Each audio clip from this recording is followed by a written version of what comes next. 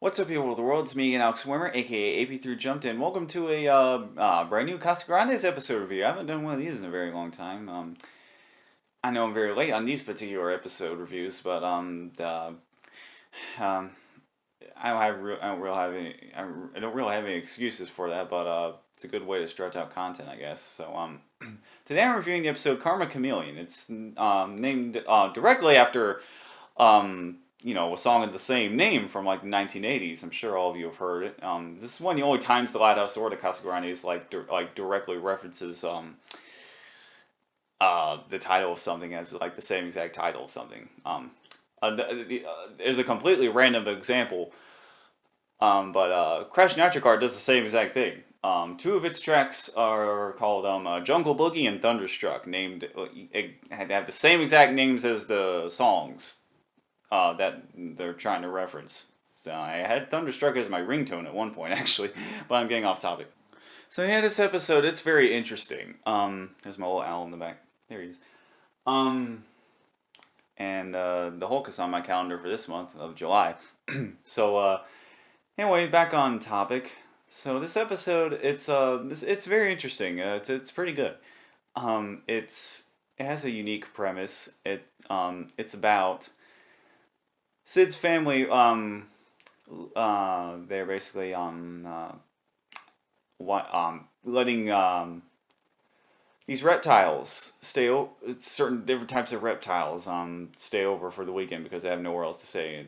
Because they have nowhere else to stay, and since Becca Chang works at Sid's mom, Becca Chang works at the zoo. Sometimes she brings like animals home, and that's why she's doing this. And from what I could gather, they sometimes like bring like wildlife home to look after, and I'm guessing some of them may or may not be pets.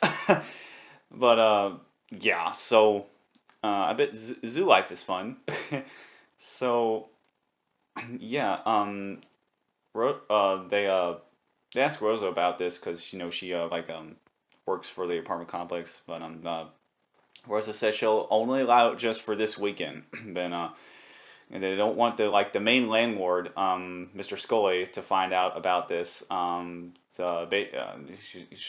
also happens to be like Rosa's boss, pretty much, and so the reasoning for the reason that he can't find out is because reptiles are not allowed in the building because Mr. Skull is afraid of them, namely afraid of snakes.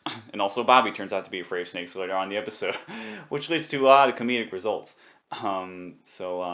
Yeah. One of my family members, my dad, is also afraid of snakes, and my uncle is also afraid of snakes. I mean, can you really blame them? I mean, I'm not exactly afraid of snakes myself, but I sure as hell would not want to stumble upon a wild snake out in the countryside or whatever. Yeah, that would terrify me. A domesticated snake. I've seen like domesticated snakes at like the zoo. I've seen like a corn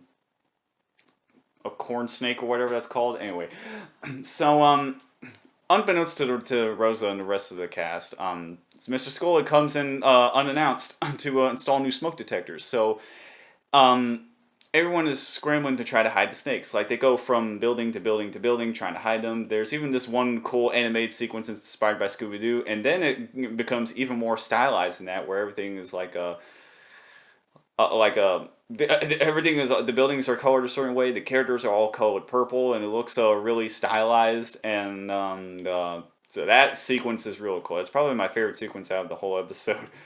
Like I said, the art direction in the Casa Grandes is I would argue it's even better than the Loud House. And like I've said before, the Casa Grandes tends to do more within its medium than the Loud House does, I feel like. But anyway, I've talked about that before. So they try to hide the snake. One of them happens to be a freaking chameleon snake. I don't know if those exist in real life, but if chameleon snakes do exist in real life, then someone please let me know in the comments. I'll be damned if a snake can turn fucking invisible. But anyway, they're able to successfully hide the snakes until the very end, where the chameleon snake winds up being missing, and Mr. Scully winds up choking on like a piece of food from when he was eating a dinner of roses, and he was eating dinner at the Casa Grandes, and he was choking on a piece of food, but the chameleon snake saved him. He basically Heimlicked him by squishing his torso to get the food out, and so it's for that reason as to why Mr. Scully he changes his mind on the whole reptile ban, and he says that he was going to kick them out, everybody out for this, but because the snake saved his life, he changes, and he develops a change of heart for reptiles and snakes in general, which that's really nice. And then at the end, Bobby goes into a room with snakes, and then he says, "Why does it have to be snakes?" A line taken directly from Indiana Jones, because he also hates snakes, which I was thinking about subconsciously throughout the whole episode. I was thinking about Indiana Jones and his fear of snakes. So yeah, this episode was really good. It was really fun. I definitely want to watch it again at some point, and yeah, that's all I have to say. Really good. It's just real good, really fun. Highly recommend it. So if you like this video, don't forget to subscribe. Like the video if you liked it. Ring the bell to be notified of future videos I make. Stay tuned for more Lighthouse and Casa Grandes episode reviews, and let me know what you thought of this episode in the comment section below. But with that being said, once again, I'm Alex Swimmer, aka AP3 Jumped. Thank you so much for watching until the end. That's it for me, and I'll see you soon. Goodbye.